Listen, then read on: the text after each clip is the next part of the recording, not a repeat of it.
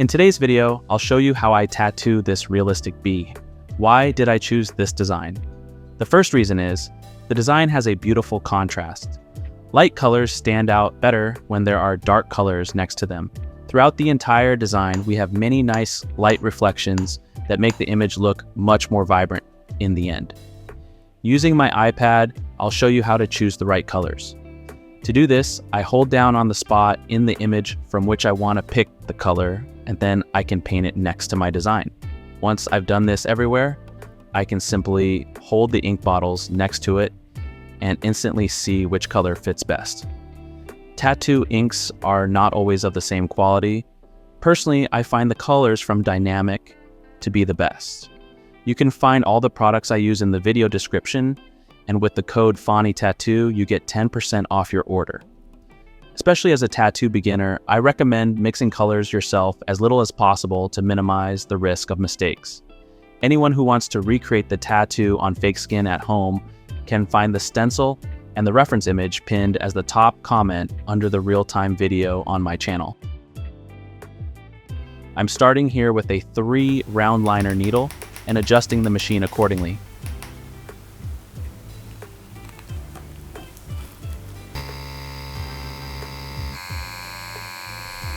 When doing color tattoos, it's important to work from dark to light. That's why I start with pure black. Since I let my stencil set for at least 10 minutes, it holds up very well. Still, I make sure to wipe over the stencil as little as possible. That way, I can stay relaxed and focus on every single detail without it smudging.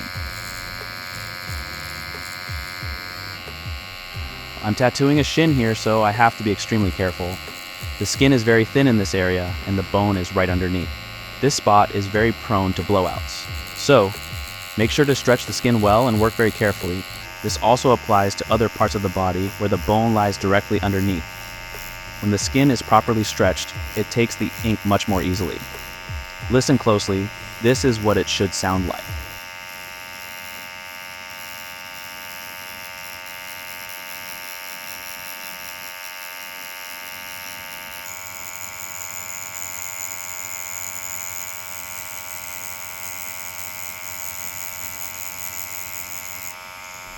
You should always place your reference image as close as possible to the tattoo to make your work more comfortable. For small designs like this, I really enjoy working with my iPad since I can zoom in and see more details. Because the bee has a lot of fine hairs, this needle is perfect for the job. Sometimes the needle gets clogged, just clean it with a paper towel. In the black legs, there are small white spots we need to leave blank because white cannot be tattooed over black.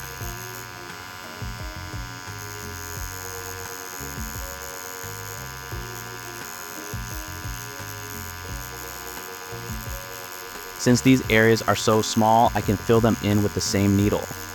For small tattoos like this, you should always inform the client beforehand that many details may fade over the years, and over time, they naturally become lighter and slightly blurry.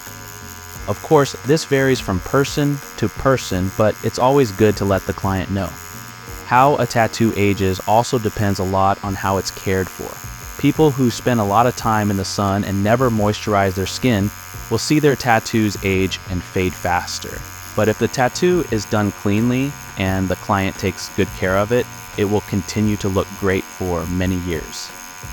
Some areas were too large to fill with the thin needle. For example, the area inside the eye. That's why I'm using the 7 round liner here.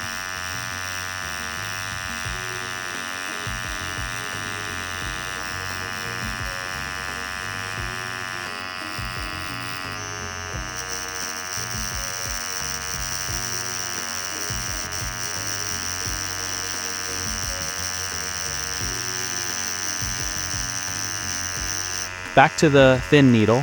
Here, I'm using color for the first time, a very dark brown. Before that, I briefly rinsed my needle in a cup of distilled water. With this color, I can create soft transitions from black to the lighter tones. I take my time with each color and look through the reference image for all the areas that need to be tattooed with that specific color. It's not a big deal if you miss a spot, but it does take extra time to rinse out the needle just to switch colors again.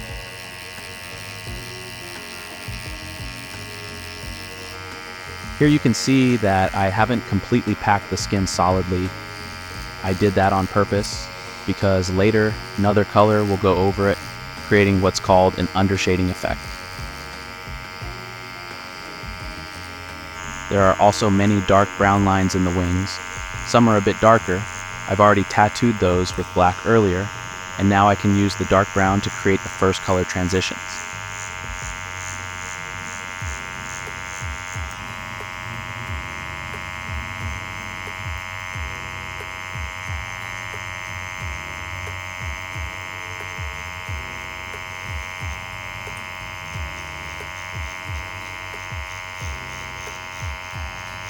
In the reference image, the bee's wings look green, but that's only because of the green background. I prefer to make them slightly grayish. This isn't a gray wash, but an actual gray tone. You can easily mix it yourself by combining black and white. I don't just fill the wings in completely.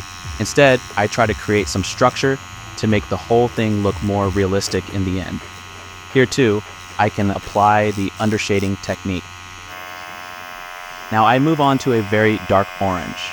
For that, the needle needs to be rinsed especially well. This color is used only to create smoother transitions. At first glance, you can hardly see any orange in this design, but if you look closely, it's definitely there. The area I've circled here is in the shadow and appears much lighter than it actually is. This example shows how easily our eyes can be deceived. The lower area looks much lighter. But when I do this, you can see that both areas are actually the same darkness. With experience, you'll learn to recognize these optical illusions. Until then, I highly recommend using the color selection method for color tattoos that I showed you at the beginning of the video. Now I'm moving on to the next lighter shade, a slightly brighter orange. The lighter the colors get, the more the bee starts to come to life.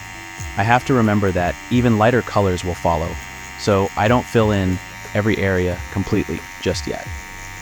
Full color tattoos require a lot of patience, and sometimes the design doesn't look good until the very end. That's when you really have to trust your process. Next, I'm using a strong yellow. Since the areas are a bit larger here, I'm switching to the 7 round liner. Pay attention to how the yellow looks when it comes out of the cartridge. And now look at how it appears freshly tattooed. The lighter the color, the more you'll see the blood underneath. But don't let that distract you. In the end, what matters is the color in the needle, not how it looks immediately after being tattooed. After a few minutes, which of course varies from person to person, the redness fades. In some areas, this yellow is already the final color. In others, we'll need an even lighter yellow. With this tone, I can now fill in the remaining parts. It's important to leave the spots that will stay white untouched. That's what gives the bee its extra brightness. Here too, you can clearly see the difference between how the ink looks coming out of the cartridge and how it looks after being tattooed. The redness will fade over time, and only the color will remain.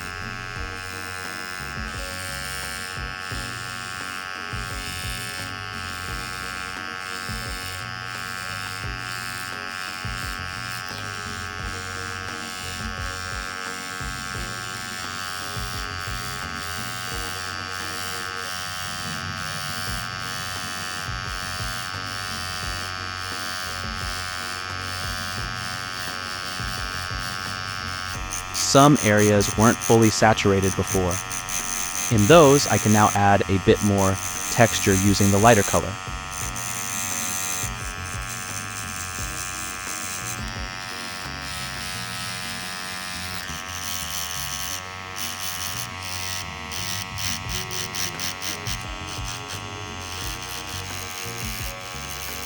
Now let's move on to white.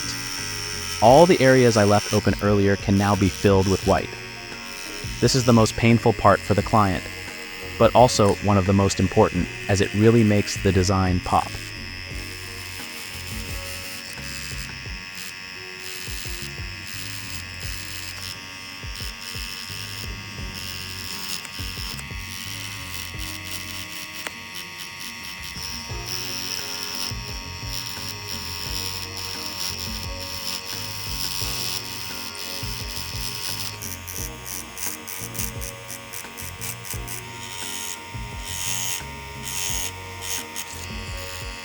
Here on the wing, I'm intentionally adding a bit more texture than in the reference image to make the wing shine nicely. I tattoo white slightly deeper than the other colors because the white pigment is a bit thicker. There are many great ink brands out there, but I've never used a white better than the one from Dynamic. It's incredibly strong and surprisingly smooth for a white pigment. A huge thank you to all my channel members. Your support allows me to keep creating videos like this. If you enjoyed this video, make sure to subscribe to my channel and like the video. And if you want to see how I tattoo a realistic portrait, check out this video right here.